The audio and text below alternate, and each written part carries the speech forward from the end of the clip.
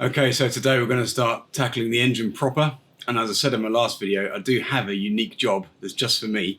That is that I've decided to take the LPG gas conversion out of this car.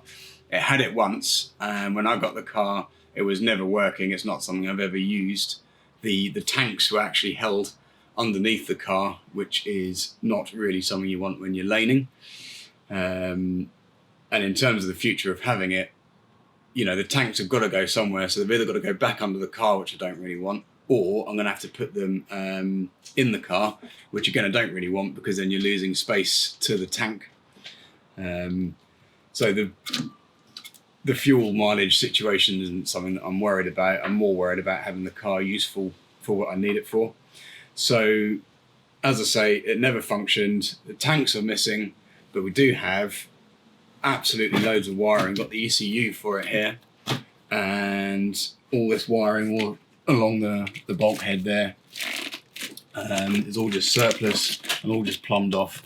So again, another reason for taking it off is it's going to well, I mean, these engine bays never look particularly clean, but it's just going to simplify it quite a bit. So all you're looking at is what's needed without all these blocked off pipes and extra wires that just litter the bay at the moment. I think with hindsight, what I should have done is to take this off first and then get the engine running again, so that I know that I've taken it off correctly. Anyway, I'm going to take it off now, and then I won't be able to start the engine because I've taken half of it apart. So here we go.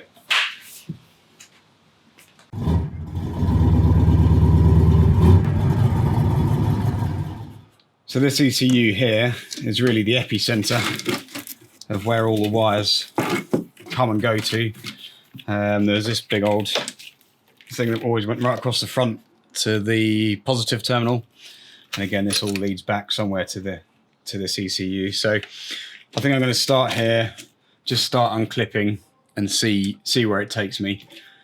It's going to have to have been, well, I imagine it's going to have to kind of braided into the original loom somewhere. They must join at some point. So I think if I start here and I'll work out where those places are when I get there.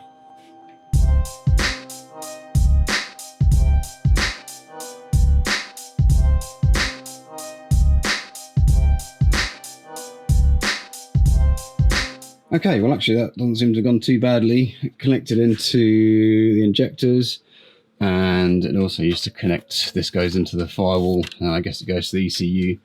So what I do have left is a bunch of wires that need to be unspliced and then fixed correctly back together as they were. Got that on both sides. Can't even reach under there, so I just cut it short. Got some extra hard lines still to come out. Got this thing to come out. But overall, it's again made it neater, and it's cleared this out of the engine bay. All that stuff. That's the old ECU. So that will for sure make it neater, although we're yet to know if we're victorious in that, if it's actually going to run again.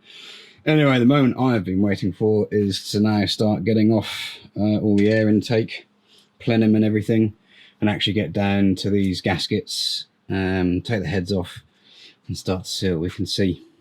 All right, here we go.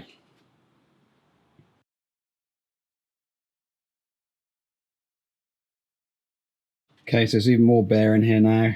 Got the wires completely removed out of the way, so they're clear. And the other thing that I have noticed now is there's so much dirt, like crazy amount of dirt, all just in the top here. But that also made me notice that this seal, whatever you call it, that keeps the big old valley gasket down, has actually come out a fair way, and I wonder if that's what's contributing to this leak down here. Kind of makes sense. I'm a bit surprised. I don't really know what would have made this come away, obviously other than this gunk here. But anyway, so what I'm going to do now is to get the inlet completely off, get the rocker covers off, and then we'll have a chat and see what it looks like.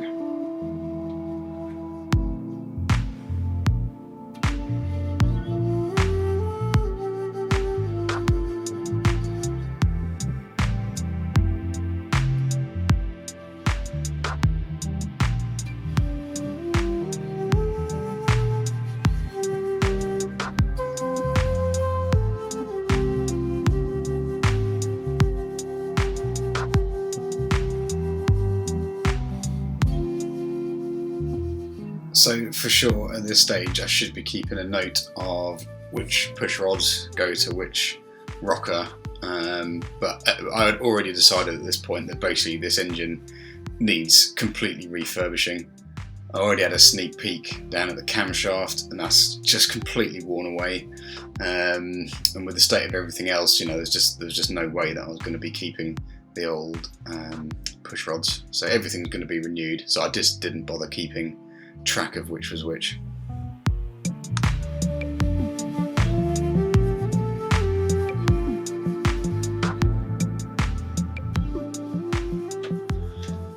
Okay, good times. Got the first head off, but nothing to report really.